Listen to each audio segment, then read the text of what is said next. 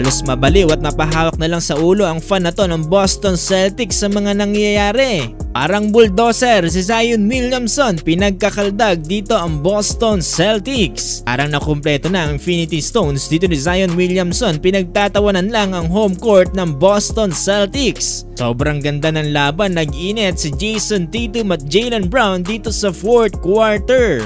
NBA na, dito na tayo sa top team ng Eastern Conference kontra dito sa top 7 ng Western Conference. Boston Celtics kontra dito sa New Orleans Pelicans. Gandang laban to dahil healthy Zion Williamson ang matutungayan natin kontra dito kay Jason Tatum. Home court advantage para dito sa Boston Celtics. Starting 5 nila ay sila Jason Tatum, Al Horford, Holiday, White at si Brown. Samantalang dito naman sa Pelicans ay sila Zion Williamson, Ingram, Jones, Valanciunas at si McCollum.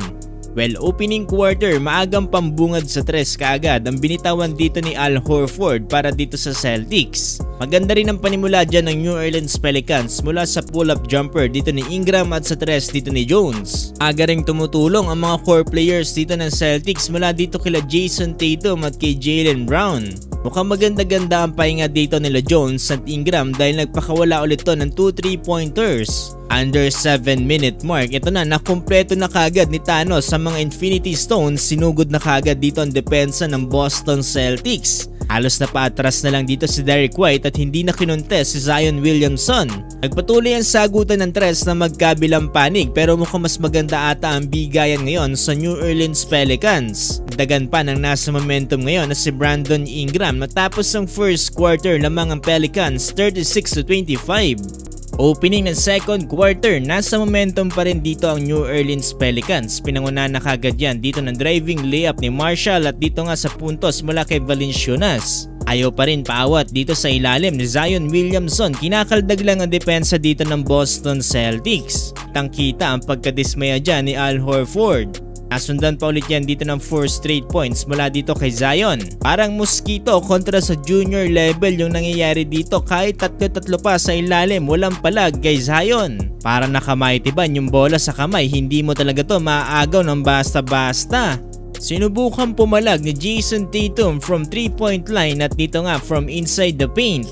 Pero kapos pa rin ng effort ni Tatum dahil sa magandang outside shooting ng Pelicans. Natapos ang first half 60-50, lamang ng 10 ang New Orleans. 15 points na para kay Brandon Ingram, samantalang tig 10 points si Zion Williamson at dito si McCollum. Samantalang 14 points naman para kay Jason Tatum.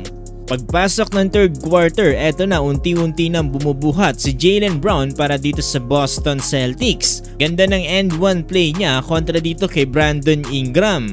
Kumamada pa ng 3 dito si Al Horford, dahilan para maibaba ng Celtics sa 2 ang lamang dito ng New Orleans. Pero mukhang nakapagpahinga si Zion Williamson, muling bawi dito para sa New Orleans, 6 straight points. Arang bumubulumsok na trend dito sa ilalim ng home court ng Boston Celtics, wala talagang magawa. Medyo maalat ang mga tira na Jason Tatum kaya naman tumutulong na rin dito si Jrue Holiday. Under 7-minute mark, patawa-tawa na lang si Zion Williamson dito sa mga contest ng Boston Celtics.